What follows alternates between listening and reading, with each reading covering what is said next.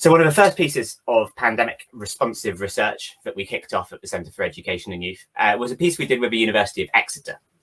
And what we were trying to do was to understand how home learning was playing out for people, for families, for the children and for the parents. And what we did was right at the start of the first lockdown, we asked young people, particularly kind of key stage 4 and 5 students, to tell us how they would describe their experiences in lockdown in their own words. And that's why I wanted to compare that to what you've said in the chat there. And it's nice to see a few more suggestions coming up there.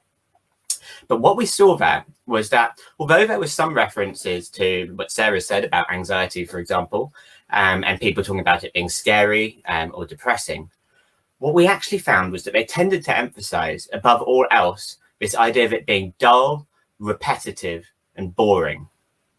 And on reflection, I don't think that's actually that surprising. Because if you look at some of the data on how young people and pupils and children of all different ages spent their time during lockdown, you can see just how unequal their experiences were. So a great example of this is a piece of research that was done by Natural England, looking at how much time children and young people spent outside. And if you look at that, you find that 73% of children from families with an income below £17,000 a year spent less time outside during lockdown. But if you look at that amongst more affluent families, the proportion was much lower. So we can see that disadvantaged pupils, those pupils who you were working with day in, day out, were vastly more affected by the reduction in their time spent outside and the experiences they had. It's just a really nice, tangible example of that. And you see the same thing if you look at it in terms of ethnic minorities. So ethnic minority pupils were 71% less likely to spend time outside, whereas for white children, that was 57%. So what that leads me to believe is that if we want to reconnect with our pupils, we need to offer them something that's going to turn the page on the monotony of lockdown life. We need to give them a range of enriching and exciting opportunities but we would always want the next generation's lives to be filled with. And for me, a hugely important part of that is about reconnecting to peers and friendship groups. And that comes out really strongly in our Exeter research too. We see, for example, that for parents, that's one of their number 1 priorities. They're really concerned about the fact that their children have not been able to spend all that quality time with their friends, and which I'm sure many of you who are parents will have experienced yourselves. We also see that that's actually consistent with what young people themselves say. So if you look at survey data on what children are looking forward to when they come back to school or what's really important to them, the number 1 thing they talk about is wanting to be able to see their friends again. It's one of the very top things. And that suggests to me that relationships and interaction with peers are going to sit at the heart of this recovery, and they need to be there. Linked to that is the question of mental health and well-being, which I think has been talked about quite a lot. And I'd like to start by running a couple of statistics by you on that too. So data suggests that in July 2020, about 16% of children aged 5 to 16 years old were identified as having a probable mental health disorder. And that compares to about 10.8% back in 2017. So a sizable rise. If you look at those young people with a probable mental health disorder too, more than half of them say that lockdown made their life worse. That said, what I find surprising is when I look more at the research and the data in this area, and you look at the averages, you can see quite a different story. In fact, Impact Ed published a report earlier this year, and I know you've been working with them closely, but they published a report that had tracked the well-being of pupils back all the way from last May through to November, and then compared that to pre-lockdown levels. And what they found was that average well-being levels had actually remained fairly constant. It seems perhaps that started to then tail off in the winter, which would be no surprise to those of us who struggled with that long, cold winter. But there seems to be this trend that on average, young people's well-being wasn't as badly affected as we might expect. So to me, that's quite puzzling. But I think what goes on there is that those averages, like they always do, hide a huge amount of variation, which is why at CfEY we particularly focused on doing mixed methods research, which helps us to really dig into people's life stories a bit more and understand things through their eyes. But you can also see it if you look at subgroup variation. And I know that's something that Tim was such a champion of through London Challenge, was really looking at the subgroups and trying to understand what's going on for everyone. And Impact Ed's data there shows that whereas non-pupil premium eligible pupils, the average well-being barely dropped. If you looked at those who were eligible, the drops were huge. And I'm sure that comes as no surprise to those of you who are supporting children living in really overcrowded flats and dealing with the fact that services had cut back and they were struggling day to day. But ultimately, what we can see here is that on average, well-being is not necessarily at rock bottom, but that certain young people, predominantly those who are being served by your London schools, has been badly affected. And that has big implications. Because for me, it really underscores the importance of triage.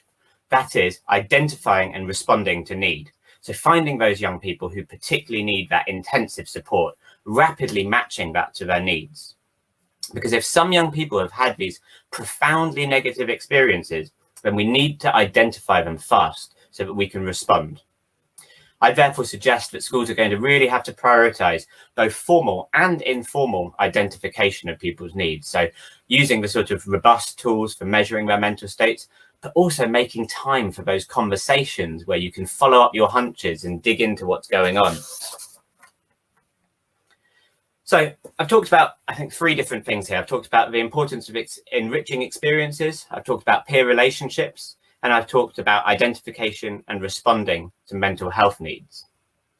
And I think it might be easy to assume from that, but I actually thought that I fall into the camp of people who think we need to actually put a pause on academic learning to focus on well-being. But that's not actually what I think. And the reason for that is because I don't think I need to re-emphasize or restate all the evidence on learning loss.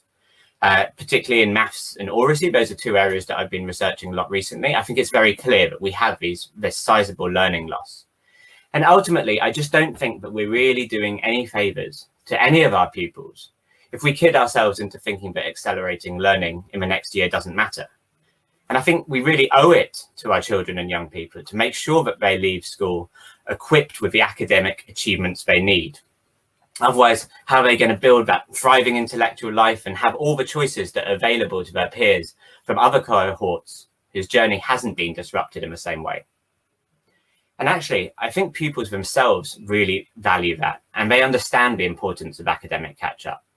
You can see that when you look at that data on what pupils want when they come back to school. So although they say that they want to avoid too much pressure to catch up, another of their top asks is to go back to normal teaching as quickly as possible. In fact, they actually say more of them say that that's a priority compared to those saying they want to take a break from normal teaching to focus on their well-being. And that comes through again in that Exeter research, showing where we see that only when you ask young people what their biggest concerns are, around 2% mention mental health, but the majority talked about grades and academic progress. So what I think we need if we want to reconnect with our disadvantaged pupils is to carefully combine accelerated learning with wider enrichment, time for relationships, and targeted support. And I'd like to finish with a couple of examples of what that might look like. So the first example I'd like to use is around summer schools, which I know are quite a big divisive thing.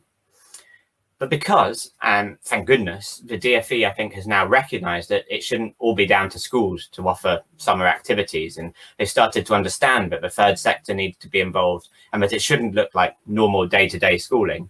I'm actually quite positive about the potential opportunities there might be for summer schools to offer some chances for socialising, for relationship building, for new experiences, and for providing that extra support for people who've had a rough ride. All of that can happen whilst having some light touch but high quality learning mixed in. The second example I want to share comes from an evaluation that we recently did of a programme that ran in Wales, Scotland and England last autumn. And I think some of you may be from schools that were involved. The project was called My School, My Planet, and it was led by the charity Learning Through Landscapes. And the thing about that was that it involved curriculum learning, but outside of a classroom on school grounds. And what I found interesting in the evaluation was that we found that alongside pupils gaining new knowledge, they described how they had an opportunity to strengthen their relationships, build new friendships and become more physically active, which is surely exactly what we should be aiming for right now. So in conclusion, for me, reconnecting with disadvantaged pupils has to involve 3 things. Firstly, ensuring that the next year enriches their lives so they can look back at their childhood with fondness, so that they can have all the variety and excitement that we would want any child to have as part of their upbringing. Secondly, I think we need to be looking at identifying those pupils who need the extra help needed to deal with the legacies of lockdown. And thirdly, I think we need to give them the strong academic foundations that will open their minds and unlock those future opportunities. Those are my thoughts for today and my 3 top priorities. Thank you very much for your time. And I'd really appreciate it if you could keep in touch for Twitter and LinkedIn and so on. And as I say, there's far more ideas that you can find in the book, Young People on the Margins. So have a read of that and let me know what you think too. Thank you.